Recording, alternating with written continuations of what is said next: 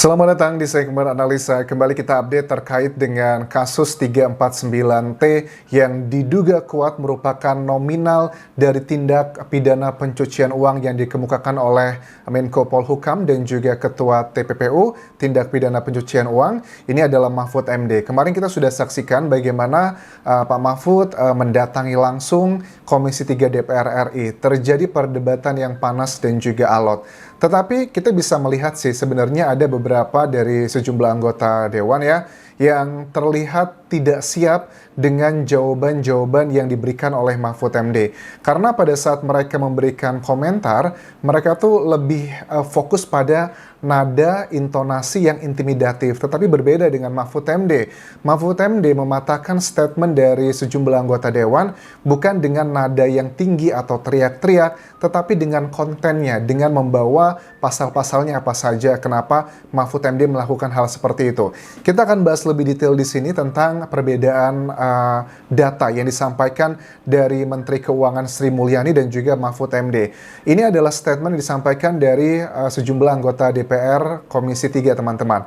Dikatakan begini, Pak Mahfud ini gimana ya? Orang datanya aja antara Sri Mulyani dan Mahfud MD itu berbeda. Kemudian Mahfud MD menegaskan, sebenarnya data kami itu tidak beda, tetapi interpretasinya yang berbeda. Maksudnya gimana? Jadi gini, total dana dugaan tindak pidana pencucian uang tersebut adalah 349T, teman-teman. Itu banyak banget, triliun gitu. Tetapi dari Sri Mulyani di rapat yang kemarin juga mengatakan bahwa dari 349T tersebut hanya 22 triliun yang berhubungan dengan Kementerian Keuangan. Bahkan 18,7 triliun rupiah itu menyangkut dengan transaksi kooperasi yang nggak ada hubungannya dengan pegawai Kementerian Keuangan selama 15 tahun terakhir, dari 2009 sampai 2023. Nah, 253T itu adalah transaksi dari korporasi, 74T adalah dari APH lainnya. Ini menurut aku adalah interpretasi yang salah. Nggak tahu kesalahan ini adalah apa karena human error, manusiawi, ataukah sengaja Sri Mulyani itu dalam tanda kutip ya dibodoh-bodohin nih sama bawahannya. Bu, ini laporannya sekian. Karena secara pribadi Mahfud MD juga mengatakan, saya termasuk orang yang percaya akan integritasnya seorang Sri Mulyani. Karena kalau Sri Mulyani dia salah mengartikan data tersebut, artinya ini ada hal-hal yang gak masuk akal. Sebenarnya gini, Mahfud MD juga sudah menjelaskan ya, versinya Mahfud MD itu lebih clear menurut aku. Karena apa? Pada saat diminta oleh Komisi 3 DPR RI untuk masuk menjelaskan memang uang 349T itu boleh dijelaskan secara singkat dari mana saja. Pertama begini, ada 3 bagian. Bagian yang pertama, ini adalah di bawah Kementerian Keuangan semuanya. Pertama itu adalah transaksi keuangan mencurigakan pegawai Kementerian Keuangan. Ini totalnya 35 triliun 548 miliar sekian. Itu adalah bagian yang pertama. Terus bagian yang kedua, ini adalah juga sama dari Kementerian Keuangan, transaksi keuangan mencurigakan yang diduga melibatkan pegawai Kemenku dan pihak lain. Totalnya 53 triliun 821 miliar rupiah sekian. Nah, bagian yang ketiga ini yang paling gede banget, totalnya adalah 280 triliun 503 miliar rupiah sekian. Ini adalah dalam kategori transaksi keuangan mencurigakan terkait kewenangan Kemenkeu sebagai penyidik TPA dan TPPU yang belum diperoleh data keuangannya. Nah, ini sebenarnya menurut aku sih ada sesuatu hal yang nggak match di tubuh Kementerian Keuangan sendiri. Secara garis besarnya, Sri Mulyani mengatakan, meyakinkan gitu ya pada saat rapat dengan Komisi 11 DPR RI bahwa bilang, itu yang disampaikan Pak Mahfud MD 349T yang dari kami itu cuma 22T aja, yang lain itu nggak berhubungan sama kami. Kok bisa seperti itu? Padahal Mahfud MD sudah jelas menegaskan adalah semuanya berada di bawah Kementerian Keuangan, dan itu memang data yang sangat lama sekali, 15 tahun terakhir. Let's say teman-teman, seperti aku katakan di video sebelumnya, kalau seandainya data yang disampaikan Mahfud MD ini yang benar cuma 50%-nya aja deh, kayaknya nggak 349T anjas, hanya 50%-nya aja. 50%-nya aja itu udah gede banget. Itu udah berapa tuh? 350 bagi 2, berarti oh my god, itu udah berapa seratusan triliun rupiah itu uang yang gede banget, nggak bisa dibayangkan seandainya 100 triliun rupiah aja data yang benar gitu ya, di bawah 50%, itu akan sangat bermanfaat sekali kalau dipakai untuk membangun infrastruktur di Indonesia agar kita bisa percepatan ekonomi itu sayang sekali ya. Nah, kemudian juga mengenai tantangan dan juga intimidasi yang dilakukan oleh sejumlah anggota DPR Komisi 3 yang mengatakan bahwa Pak Mahfud MD itu nggak boleh menyebutkan angka 349T tersebut. Anda adalah pejabat negara, harusnya Anda itu merahasiakan. Mahfud MD mengkutip adalah dari undang-undang yang dikatakan begini, bahwa dalam undang-undang yang tidak boleh disebutkan itu adalah beberapa diantaranya nama, identitas, profil dari lembaga perusahaannya, terus juga nilai dari nilai spesifiknya, kemudian tujuan transaksi. Tetapi kalau secara agregat itu nggak masalah disebutkan, karena itu kan hanya secara general aja. Secara logika pun juga sama. Memang apa sih yang akan membahayakan negara kalau itu diucapkan atau disampaikan ke publik? Justru negara akan jauh lebih aman, karena kan salah satu tugas dari TPPU itu adalah untuk melakukan pencegahan terjadinya tindak pidana pencucian uang. Pada saat Mahfud MD memberikan informasi ini ke sosial media dan juga media massa, orang-orang di luar sana yang lagi sudah terbiasa melakukan tindakan pencucian uang tersebut, mereka udah hati-hati nih, waspada. Oke, hentikan dulu, jangan kita cuci uang dulu dalam tanda kutip ya. Dan itu kan juga salah satu fungsi tugas dari seorang ketua TPPU dan juga anggotanya. Nah, modus operandi TPPU itu sebenarnya ada banyak, teman-teman. Misalnya di antaranya yang dibacakan dalam rapat semalam ya.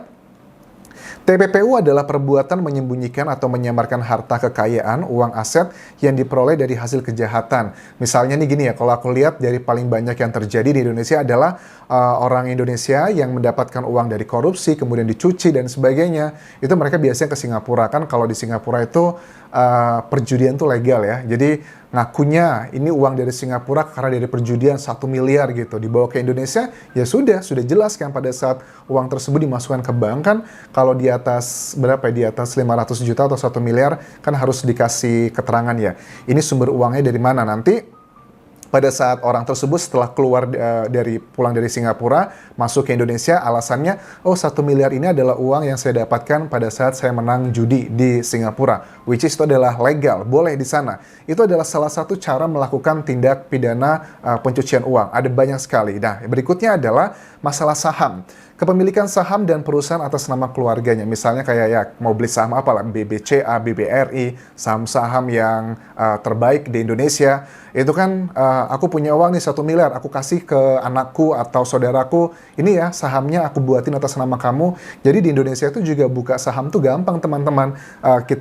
Aku punya saudaraku, aku buka saham atas nama dia, itu bisa banget. Jadi walaupun itu atas nama dia, tetapi yang mengontrol adalah aku pribadi. So that's the point. Kedua, kepemilikan aset berupa barang bergerak maupun barang tidak bergerak di atas namakan pihak lain. Ini sudah clear. Ketiga adalah membentuk perusahaan untuk mengelola hasil kejahatan sebagai upaya agar keuntungan dari operasional perusahaan itu seolah-olah adalah sah. Misalnya nih ya, ada banyak kan orang-orang kaya di Indonesia tuh yang mau beli hotel. Hotelnya kalau kita cek paling tingkat okupansinya atau ada gatheringnya tuh nggak banyak. Tapi kok hotelnya itu asetnya bisa sampai ratusan miliar rupiah, padahal kalau dihitung-hitung secara bisnis itu nggak masuk akal. Oh, tujuannya adalah untuk pencucian uang tersebut agar mendapatkan nilai ekonomi, karena kan tanah akan terus naik nilainya. Terus juga ini adalah salah satu hasil dari bisnisnya. Nah, ini juga salah satu modusnya. Keempat adalah penerimaan hibah barang tidak bergerak hasil kejahatan tanpa dilengkapi dengan akta hibah. Ini misalnya gini, misalnya kan ada tuh beberapa pejabat negara yang dicurigai, ini kok uangnya banyak banget, dari mana? Bilangnya itu adalah uang warisan atau hibah seperti itu. Bisa aja nih kita mendapatkan dari hasil korupsi atau kejahatan, terus ditransfer aja ke bapak saya atau ke ibu saya. Nanti dari bapak atau ibu saya ngasih ke saya, diberikan tanah atau apa, dan jatuhnya sumbernya adalah dana hibah. Itu adalah salah satu cara licik yang sering dipakai oleh orang-orang yang melakukan tindak pidana pencucian uang ini. Terakhir, menggunakan rekening atas nama orang lain untuk menyimpan hasil kejahatan. Ini mirip juga sama seperti pada saat membuka rekening untuk saham itu tadi, teman-teman. Jadi ini memang nggak bisa dipungkiri, ada banyak hal yang konyol yang harus kita akui terjadi di Indonesia, terutama dalam masalah uang. Nah, Arteria Dahlan ini juga sempat ya semalam kan akhirnya memberikan komentar ke Mahfud MD bahwa saya kecewa dengan Anda, Profesor, begitu. Tidak semua pegawai pajak itu korupsi gitu. Anda juga harus melihat tuh banyak pegawai pajak yang berangkatnya naik motor, hidupnya pas-pasan. Mereka curhat ke saya, apa nggak kasihan gitu ya? Mereka udah hidupnya pas-pasan, sederhana, tetapi gara-gara Anda berkomentar seperti itu di media massa, kesannya seluruh karyawan pajak itu berperilaku menyimpang seperti itu yang berhubungan dengan uang. Ini cuplikannya, aku tampilkan berikut ini. Oke, banyak pendukungnya Prof. Banyak netizen mendukung. Tapi juga dihargai orang-orang yang melaporkan kepada kami, Pak. Pegawai-pegawai pajak, pegawai-pegawai bea cukai. Bang, saya masih naik motor. Bang, kami tidak korupsi. Bang, kalau yang korupsi ditangkap, Bang, tapi jangan dipukul rata seperti ini. Ini nyampe, Pak, ke sini, Pak. Ini kayaknya Arteria Dahlan itu sudah karena kehabisan akal ya untuk mencari simpati ke masyarakat. Dia sadar ini kan pasti akan menjadi perhatian nasional dan dia juga dibully banyak ya sama warga internet. Ya, Mahfud MD kan tidak pernah mengatakan bahwa semua pegawai pajak seperti itu ini adalah oknum-oknumnya, ya jelas lah. Tapi kan oknum tersebut juga efeknya besar banget loh buat negara. Andaikan 349T itu uangnya benar-benar bisa dikembalikan ke negara, percepatan ekonomi, infrastruktur akan terbangun di mana-mana, itu akan jauh lebih besar begitu. Kalau ada hal-hal yang nggak bisa kita pungkiri, pegawai pajak yang lurus, yang bersih, harus terkena masalah ini, tapi kalau kita petimbang-timbang, ya akan jauh lebih banyak manfaatnya apa yang dilakukan oleh seorang Mahfud MD, teman-teman. Nah, kemudian juga mengenai maklar kasus, ini adalah statement yang disampaikan oleh Mahfud MD juga. Ada beberapa bagian. Akhirnya, Arteria Dahlan juga merasa, saya nggak terima gitu kalau anggota DPR itu dikatakan adalah sebagai Markus maklar kasus. Anda, Profesor, harus mencabut statement ini. Kalau tidak, Anda akan saya pidanakan. Tetapi Arteria Dahlan tuh nggak belajar dari awal selalu membawa hukum gitu. Kenapa sih beberapa hal yang sifatnya adalah semuanya pokoknya harus dihukum-hukum gitu. Kayak awalnya kan, wah Mahfud MD ini sembarangan nih ngomong 349T. Anda bisa kena penjara loh 4 tahun gitu. Sekarang juga sama. Mahfud MD dalam rapat mengatakan DPR itu banyak Markusnya. Ada yang ditantang sih. Ada beberapa kasus contohnya dikatakan bukan periode ini. Terus ada yang memancing. Kalau periode ini ada nggak kira-kira Pak yang orang-orang menjadi Markus tersebut?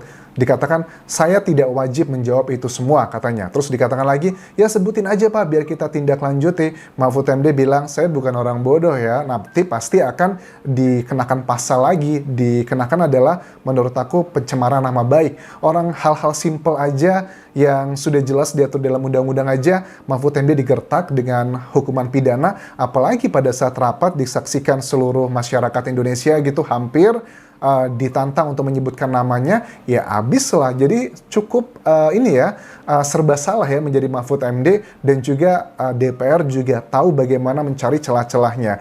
Jadi itu sih yang menurut aku adalah hal unik yang terjadi dalam rapat kerja antara Komisi 3 DPR RI dengan Mahfud MD, dan juga ada Ketua PPATK juga hadir. Sayang sekali Sri Mulyani nggak hadir, karena itu juga bagian yang penting sekali. Kenapa nih Sri Mulyani, Menteri Keuangan, bisa menginterpretasikan data yang disampaikan dari Mahfud MD itu berbeda? Padahal datanya sama, tidak ada yang berbeda, total semuanya. Tetapi yang paling signifikan berbeda, kenapa Sri Mulyani berusaha menyelamatkan Kementerian Keuangan dengan mengatakan enggak 349T di Kementerian Keuangan, hanya 22T. Apa yang terjadi? Apakah miskomunikasi ataukah Sri Mulyani juga melindungi oknum-oknum tertentu? Ini adalah dua sisi yang terjadi di masyarakat berpikir, dan ini juga yang dipakai oleh sejumlah anggota DPR untuk menyerang Mahfud MD. Orang kalian aja antara Kementerian Keuangan dengan PPATK juga belum clear gitu, datanya nggak sama. Apa kabar kok sudah berani-beraninya